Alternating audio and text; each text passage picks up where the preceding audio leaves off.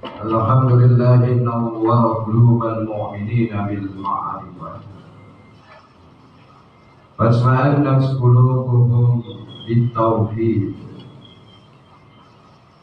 أشهد أن لا إله إلا الله وحده لا شريك له وأشهد أن محمدا عبده ورسوله لا نبي بعده. اللهم صل وسلم وكرم وعظم على سيدنا محمد وعلى آله وأصحابه المجاهدين الطاهرين، أما بعد. فيا عباد الله، اتقوا الله حق تقاته ولا تموتن إلا وأنتم مسلمون. قال الله تعالى في القرآن الكريم: أعوذ بالله من الشيطان الرجيم، بسم الله الرحمن الرحيم. ألم أعهد إليكم يا بني آدم أن لا تعبدوا الشيطان إنه لكم عدو مبين. صدق الله العظيم. Hadirin jamaah salat Jumat yang dirahmati oleh Allah Subhanahu wa taala. Dalam kesempatan yang mulia ini, marilah sama-sama senantiasa kita panjatkan puji dan rasa syukur atas kehadiran Allah Subhanahu wa taala, bahwa saja sampai siang hari ini ruh-ruh kita masih menyatu dari jasad kita.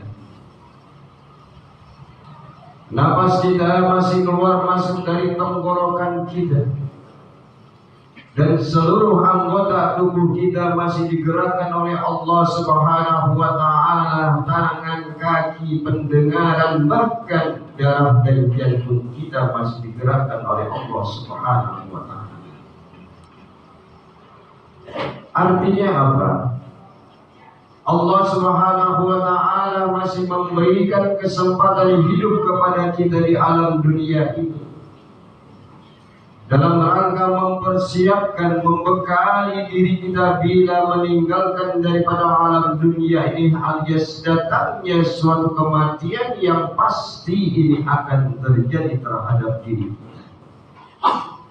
Kapan dan di mana kita tidak tahu rahasia Allah Subhanahu wa taala. Bisa saja Jumat ini adalah Jumat terakhir buat kita.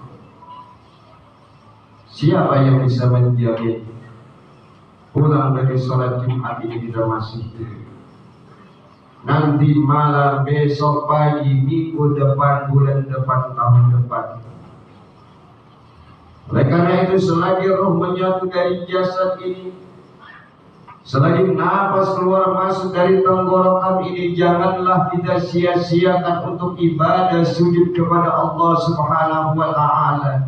Yakinlah, kebaikan-kebaikan yang kita lakukan kesemuanya mendapatkan keberkahan dan menjadi ladang amal kebaikan yang dapat menerangi daripada kubur kita masing-masing.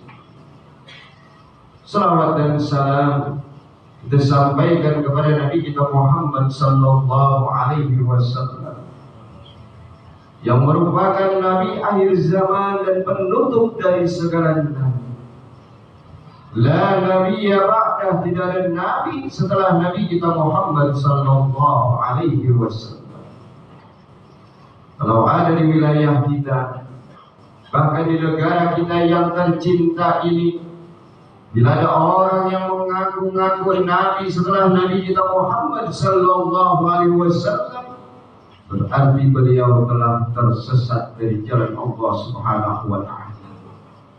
Oleh karena itu, kita jaga diri kita, keluarga kita, wilayah kita, bahkan negara kita yang tercinta ini dari paham-paham, dari ajaran-ajaran, dari aliran-aliran yang sesat dan menyesatkan, yang akan merusak akidah Islamiyah kita. Jamaah salat Jumat yang dirahmati oleh Allah Subhanahu wa taala. Tentunya dalam kesempatan yang mulia ini, mari kita tingkatkan iman dan takwa kita kepada Allah Subhanahu wa taala. Karena dengan iman dan takwa pasti kita akan mendapatkan kebahagiaan dunia wal akhirah. Amin ya rabbal alamin. Jamaah salat Jumat yang dirahmati oleh Allah Subhanahu wa taala. Dalam satu riwayat daripada sahabat Nabi kita Muhammad sallallahu alaihi wasallam yang bernama Muaz bin Jabal, beliau menanyakan tentang makna daripada surat An-Naba ayat 18 yang berbunyi yauma yunfahu bis-suri fatatuna afwaja. Ya Rasulullah, bahwasanya aku ingin diberikan pemahaman tentang surat An-Naba ayat 18 yang dimana nanti di yaumil qiyamah banyak orang yang hadir datang menghadap Allah Subhanahu wa taala, mereka berbentuk-bentuk dan bermacam-macam. Maka Rasulullah sallallahu alaihi wasallam menjawab pertanyaan daripada Muaz bin Jabal, yaitu apa? Wahai Muaz, bahwasanya memang betul nanti di yaumil qiyamah orang hadir datang menghadap Allah Subhanahu wa taala berbentuk-bentuk dan bermacam-macam.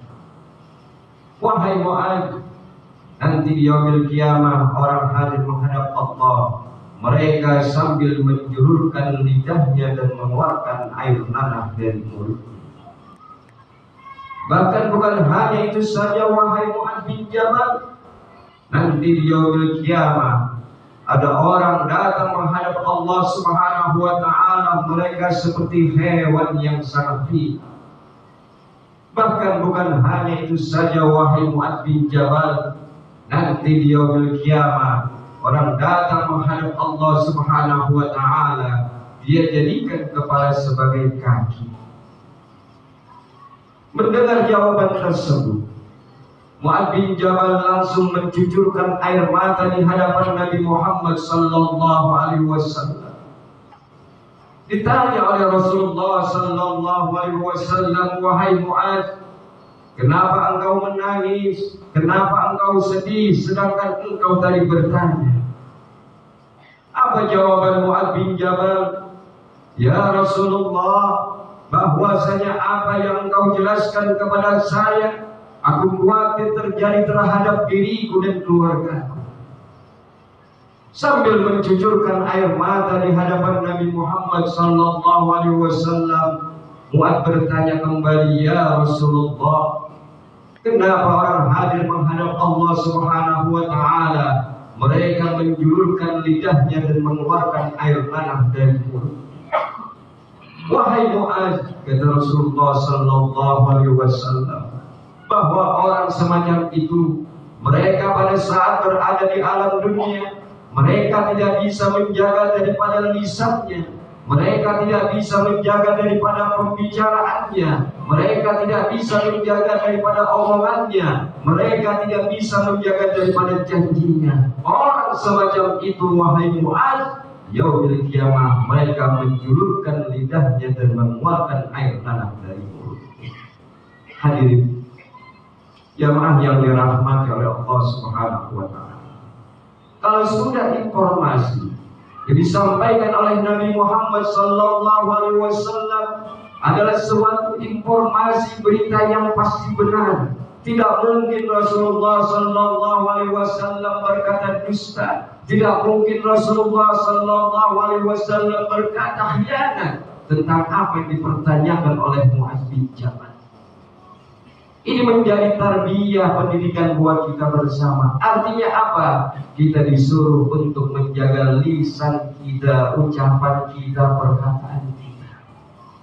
Berbicaralah yang baik-baik, berkatalah yang baik-baik, jaga daripada omongan kita. Kenapa? Karena dikhawatirkan oleh Rasulullah sallallahu alaihi wasallam, orang yang tidak bisa menjaga hal tersebut dikhawatirkan datang menghadap Allah, mereka menjulurkan lidahnya dan mengeluarkan air tanah dari mulut. Timbul pertanyaan buat kita, yaitu apa? Pernahkah kita berkata yang tidak baik? Pernahkah kita berkata dusta? Pernahkah kita berkata khianat terhadap istri kita, terhadap keluarga kita, terhadap sahabat kita? Mungkin bagi yang seorang pejabat, pernahkah dia berkata dusta terhadap rakyat? Inilah yang menjadi renang. Oleh karena itu, mari sama-sama jangan sampai terjadi terhadap diri kita. Mari sama-sama lisan kita ini kita basahi dengan berzikir kepada Allah Subhanahu wa taala. Dengan terus bagaimana menyebut daripada asma Allah, Ismul A'zam, agar perkataan-perkataan kita ini selalu berkata yang baik. Inilah yang menjadi renungan buat kita. Karena orang yang berkata yang tidak baik, dia berkata dusta, kata Rasulullah sallallahu alaihi wasallam, merupakan daripada ciri-ciri orang-orang munafik. Ayatul munafiqin salat, bahwasanya tanda-tanda orang-orang munafik itu, kata Rasulullah sallallahu alaihi wasallam, yaitu ada 3 di antaranya. Idza haddatsa kadzdzaba, apabila dia berkata dusta. Inilah yang menjadi renungan. Hadirin jamaah yang dirahmati oleh Allah Subhanahu wa taala. Karena dengan lisan manusia bisa bersatu, dengan lisan manusia bisa berpecah belah, dengan lisan manusia bisa bercerai-berai. Bukan hanya omongan saja, termasuk zaman saat sekarang ini adalah melalui media sosial. Terkadang kita menerima informasi-informasi yang tidak jelas, informasi-informasi yang dusta kita sampaikan kepada seseorang. Akhirnya apa? Timbul keributan, timbul pemahaman yang berbeda, mengakibatkan apa? Yaitu terpecah belahnya. Akhirnya apa pula? Yaitu putusnya daripada silaturahim. Oleh karena itu, mari sama-sama kita jaga daripada lisan kita. Dijadikan alat media informasi untuk apa? Dakwahnya Nabi Muhammad sallallahu alaihi wasallam mengajaklah untuk hal-hal yang bersifat kebaikan, bukan untuk yang namanya mengajak kepada suatu kata-kata yang tidak baik, kata-kata dusta yang mengakibatkan apa? Timbul perpecahan. Hadirin jamaah salat Jumat yang dirahmati oleh Allah Subhanahu wa taala. Pantas Allah Subhanahu wa taala menyampaikan di dalam firman-Nya bahwasanya orang-orang munafik itu, innal munafiqina fid darki asfali minan nar, sesungguhnya orang-orang munafik itu aku tempatkan mereka berada di keraknya daripada api neraka. Hadirin jamaah yang dirahmati oleh Allah Subhanahu wa taala. Inilah yang Allah gambarkan, bahwasanya orang-orang yang tidak bisa menjaga daripada lisannya, orang-orang yang tidak bisa menjaga daripada ucapannya, omongannya, pembicaraannya, siapapun mereka, nanti kelak di yaumil qiyamah bukan hanya menghadap Allah Subhanahu wa taala, mereka sambil menjulurkan lidahnya dan mengeluarkan air nanah dari mulutnya, bahkan Allah tempatkan mereka berada di keraknya daripada api neraka. Oleh karena itu, mari kita jaga omongan kita, terjaga lisan kita, terjaga perkataan kita dengan ucapan-ucapan yang baik, perkataan-perkataan yang baik, perkataan-perkataan yang tidak menyakitkan daripada orang lain. Kenapa?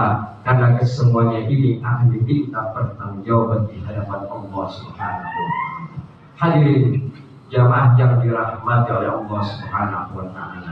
Maka surga dia merindukan daripada 4 golongan manusia, di antaranya yaitu apa? Wahabizil lisan, orang yang mampu menjaga daripada lisannya, ucapannya, perkataannya.